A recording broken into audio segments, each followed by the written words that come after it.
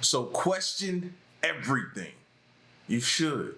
And remember, this is for entertainment purposes only.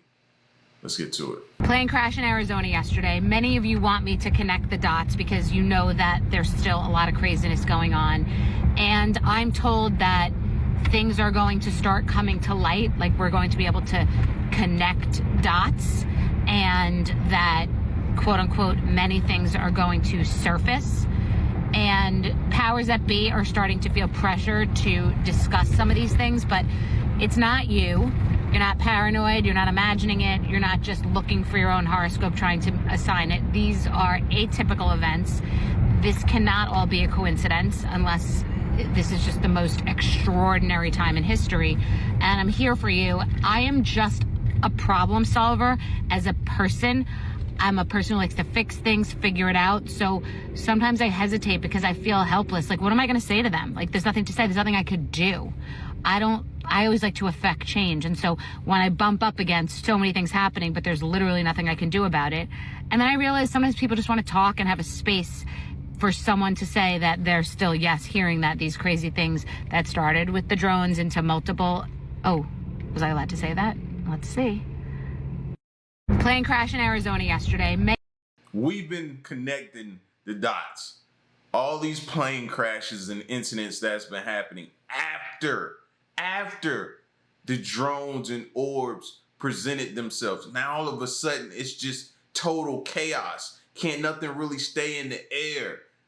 Like, things are crashing, falling out of the sky. Now you got volcanoes erupting. You know, all this is happening simultaneously. And it's like, what is happening? But if you follow the timeline back, you know where it all started from.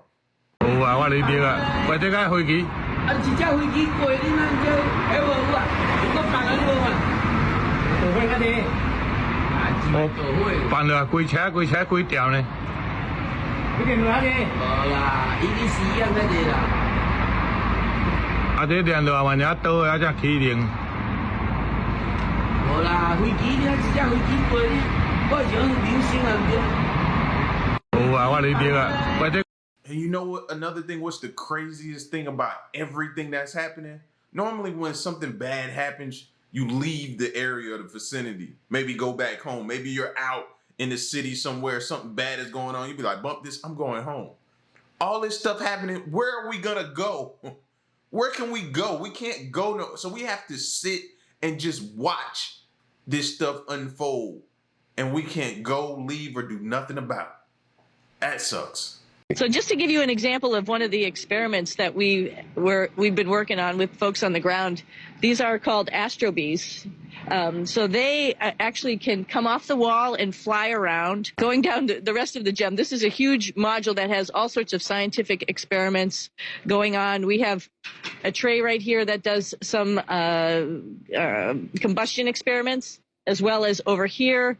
We've got a couple little micro centrifuges over here that we have plants and animals in at times. Right on the other side of Butch is a glove box where we've done some stem cell research as well as DNA sequencing. We've got, another European module. We got a U.S. laboratory, got Russian laboratory. So there's stuff throughout this whole station, and it's about the size of, I'd say, like of a 747. The interior of that, as you fly through the space station, takes about 30 seconds. So just to give you an example of one of the experiments. All right, bro, can you imagine how long they've been there? I would be sick of every square inch of that place right now. I'd be ready to get home. And then I don't think it's going to be that simple. As soon as they get back, they're probably going to be in quarantine for a while too. So it's not like they get back and go directly home. No, they got to be tested to see what's happened. Like, has their body changed or anything? Like I feel bad for them. It's so crazy. Oh, look, it's hitting the tree. Oh my gosh. Did you have sound on? I don't know, probably. Oh man. Oh my god, that's so... There's a chair on that. Oh my god, that's so awful. That is just terrible. Is that from the mudslides? Oh my gosh, bro. Like, we just watched a whole entire house just float past like it was nothing. Like, fam, like, we're all gonna need therapy. Even if you wasn't directly affected, the fact that your eyes saw a lot of this stuff that's happening, we're all gonna need therapy. I was nearly bloody scammed this morning. So if you don't see me account in the next few days and I just magically poof and disappear, this is going to be why. Please be vigilant and don't make the stupid mistake that I bloody did. Now, I don't usually do these type of videos, but if this video will save one person's account, I'm just going to put it out there. So I got an email this morning from TikTok telling me I've been verified. Woo! Yeah, maybe not. It then went on to say just follow these simple steps. Email, password, and your account name. Sick. So I did it, being the absolute douchebag as I am. It all looked so legit. Then it sent me a code. Mind you, the code that it sent me went to my messages from TikTok. Again, looks very legit. Then it said, I'm going to send you a second code. Now, the second code came from a random number, so that did stop me in my tracks. I feel if I'd have put that second code in this account and me talking to you right now would not be happening. So please be vigilant. Your account can go just like that. I then watched a video of a girl who said she had the exact same email and she lost her account with over 50,000 followers. And I was this close to losing mine. Can you imagine? I'd be absolutely fuming. However, they still might have a way. So if you don't see me in the next few days, as I said, this'll be why. I hope this video helps someone. Be careful, guys. Watch for those bloody scammers. So I need somebody out there to let me know, what exactly am I supposed to tell my children? Am I supposed to tell my children to get up early, get good grades, take an hour and a half bus ride to school, an hour and a half bus ride back, be at school for 8 hours, get good grades, participate in extracurricular activities so you don't get home till 10 o'clock at night, have to be up at 5 in the morning so you can catch the bus, and if you do all of that for only 12 or 13 years, you can come out and then go straight into college, acquire a whole bunch of debt, and then you can come out and then you can finally start working, and all you have to do is work 40, 50, 60, 70, 80 hours a week in 2 or 3 jobs, and you too will barely be able to scrape by, not be able to afford dental work or a vacation. Is that what I'm supposed to tell my kids? Is that what I'm supposed to tell my kids? What the motivation? It's exhausting just listening to her say it like that. But it's so true. And when you think about it, and maybe you're at the point to where you finished college and you're just now realizing that just this isn't what you want to do. This isn't the life you want to live. This isn't it. This is not it. This isn't the dream. But it was drilled in our head so much that we thought it was. It wasn't until somebody unplugged us and told us it wasn't. But a lot of times by then it's too late.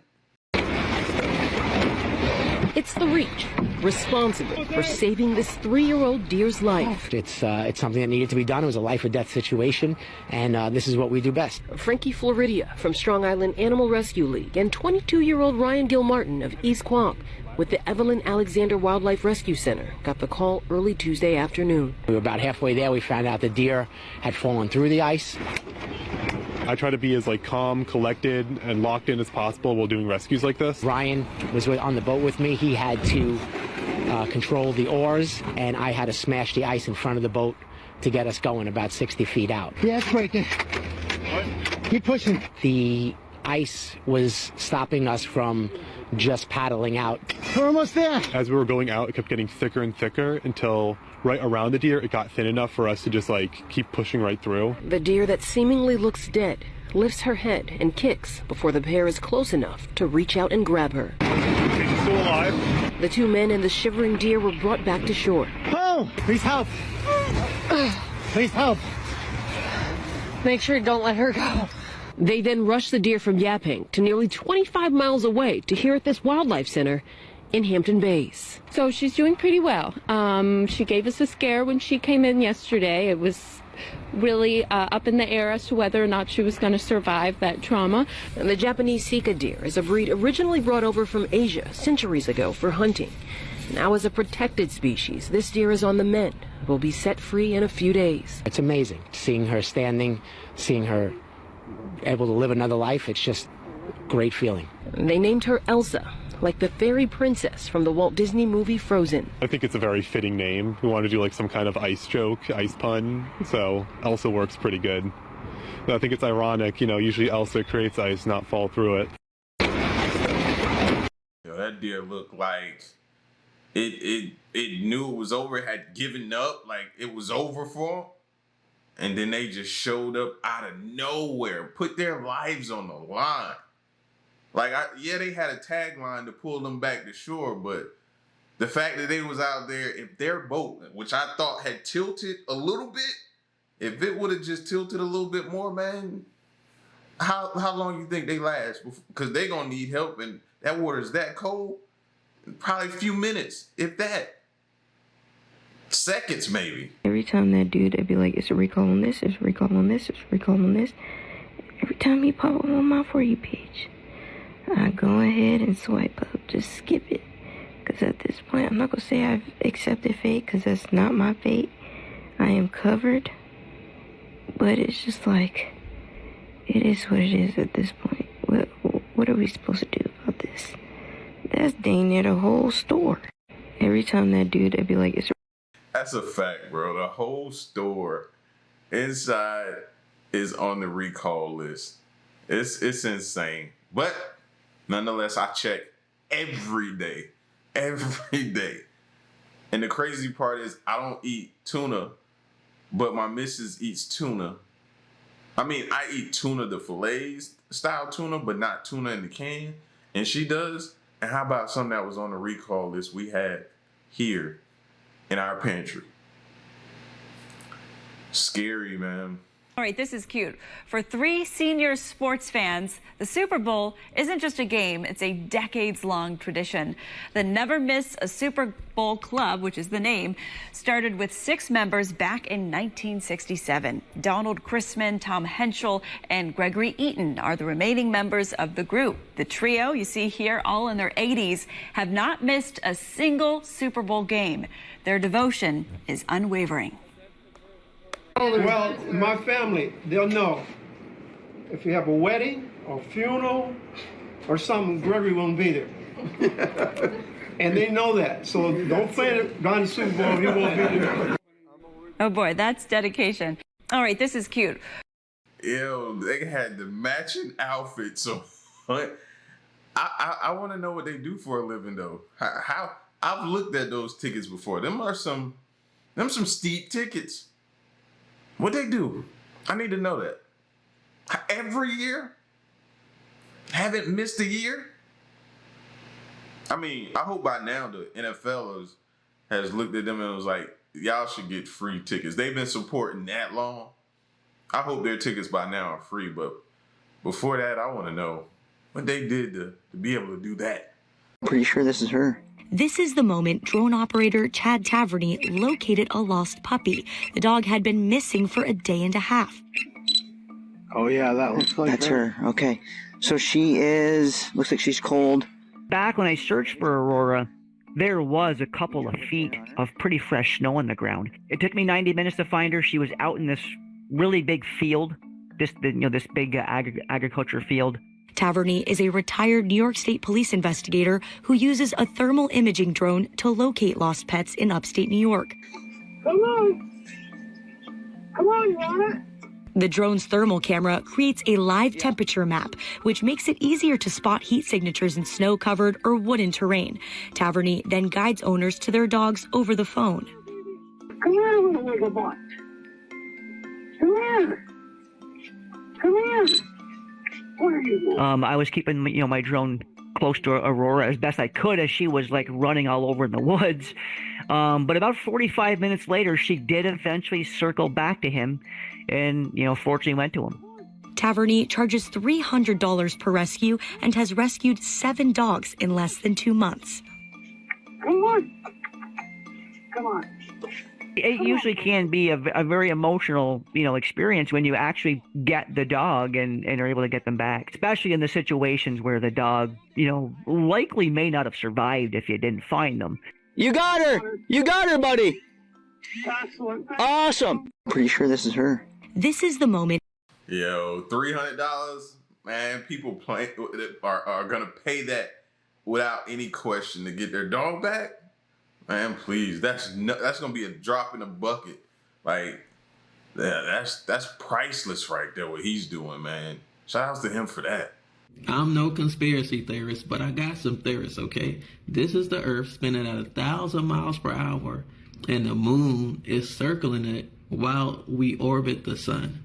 How is it we could just look up in the sky and see the moon broad day and it's not moving, and we spinning at 1,000 miles per hour? How does that work out? Like, if I spun in my chair right now and looked at the screen, you would see me spinning. You wouldn't see me standing still. Help me. I'm just trying to figure it out, okay? I'm just thinking about it. And then we have this example. We just be watching the stuff. The sun is hitting the earth constantly while it's spinning at 1,000 miles per hour. Like, this look like it ain't really no daytime. We got flashes of light and night at the same time. What type of example is this? And all I can see is half the moon. Is this a sped up example? But is it really sped up? If we spinning at 1,000 miles per hour, I don't know. I'm no conspiracy. All valid questions. All valid questions. It's like sometimes you'd be like, man, make it make sense. Make it make sense. But this isn't doing that. But if you do this and I show you this, then how does that even make sense that that's doing that? And it's just like, make it make sense sometime, man. That's wise enough to pay attention to the news, you'll notice that in the past couple of weeks, how you've been overwhelmed. Every single thing that this new presidential administration does sounds more crazy and more incomprehensible than the last thing. And all of them are scary, and all of them seem like they're the end of democracy as we know it. They're doing all of this at once, not just because they are trying to institute these things quickly. It's because they're doing something that's called flooding the zone, which is a propaganda strategy that was outlined by Trump affiliate Steve Bannon, where basically they're just keep hitting you with ridiculous stuff so you stop paying attention. But as overwhelming as it is, you can never stop paying attention, because in the dark, that's when they do their dirt, okay? If we keep pressing them, if we keep complaining, if we keep posting, maybe we'll have 64 plane crashes have happened in 2025 so far, and one yesterday. A fighter jet has crashed into the water off Shelter Island. Both pilots on the plane ejected. They were rescued and taken to a hospital. And then this one, a few days ago. One person is dead and 3 others are in the hospital after a private jet owned by Motley Crue frontman Vince Neil crashed. Neil was not on board the plane at Scottsdale. And then, of course, Washington, D.C. D.C. crash. On the left, the Black Hawk military helicopter. On the right, the passenger. And then Philly. And I just named 4, and there's 64. What is going on? Man, 2025 for the books.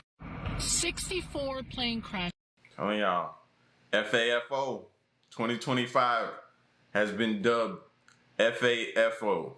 This is the year 2025, man. And we thought the way 2024 was ending, but maybe it was prepping us for 2025. I don't know. I just didn't see all this coming, man. You're lying if you say you did. We didn't see this coming.